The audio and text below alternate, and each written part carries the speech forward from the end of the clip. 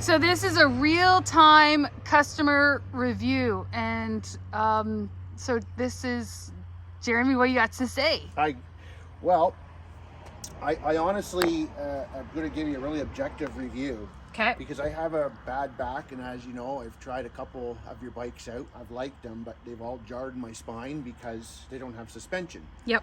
So this one, I was concerned at this price point, to be honest, that I was going to get cheaper qualities on a bike, and I don't find that.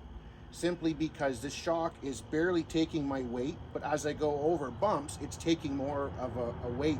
It's keeping the back tire on the ground, so it's not skipping and bumping over anything. It's actually making contact, but it's taking that jar out. So I feel like I could ride it all day long. And I think that is in part to do with the plush seat and the fact that it has, I just read about these on Amazon, they are The shock absorbers in the seat. Yep. So because you was just sat on a $7,500 Trek yesterday, and I said, oh, okay. so I've been sitting on all of them, Huh. and it sunk right down. Now they said I can adjust the shocks for me, but it didn't feel like this.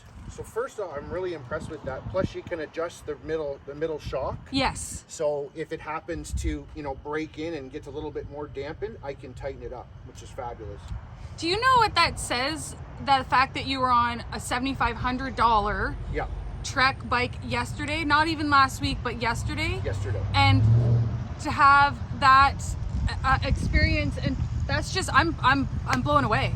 Well, I mean, there's obviously more some upgraded features to that one, but you're not disappointed in the least with this bike. I'm not disappointed in the least. And I've talked with different bike experts over the last couple of weeks because I thoroughly research things before I buy them. Yep. And even he said he can put a $4,000 bike beside a $20,000 bike, and you'll never know the difference. Right. Unless you're crazy into biking. So and for looks. So first off, the ride is terrific. I can ride this thing all day. Second of all, the way that the gears shift and the way that the brakes perform is flawless. It's incredibly smooth. I like how high the post is on the front shocks. I like how I don't have to jack my seat way up to reach the pedals. So I'm sitting almost like I am on a cruiser, but right. I feel aggressive. Yep. Which is super nice. I tested the heck out of the motor going up and down hills, and what I liked about this one, compared to some of them, is some of them when you hit the gas, they throw you. They don't match the speed that you're going on the pedals. This one, you have to pedal for about 2-3 seconds, and the motor, it's almost like there's a clutch in it, and it gradually turns. Right. So then you don't get that throwback. And if I've got it in 3rd gear or 7th gear, the motor matches the gear that I'm in.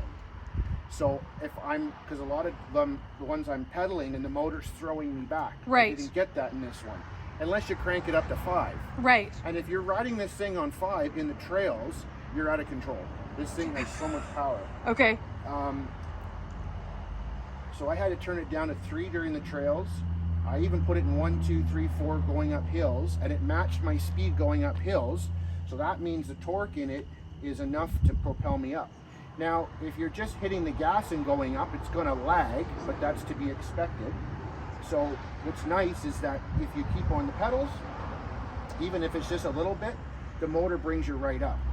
So all in all, I'm like beyond thoroughly impressed with this bike, especially at this price point. To me, you've got to get up in the $400 to $4,500 range to get the quality that I'm seeing here. Yep. So next question is which one my wife wants. Literally. Jeremy, that's so great. There's nothing better. I mean, I can say how great these are all day long. Brian can, of course, it's his company, but to get your input, thank you very much. You're welcome. Bye.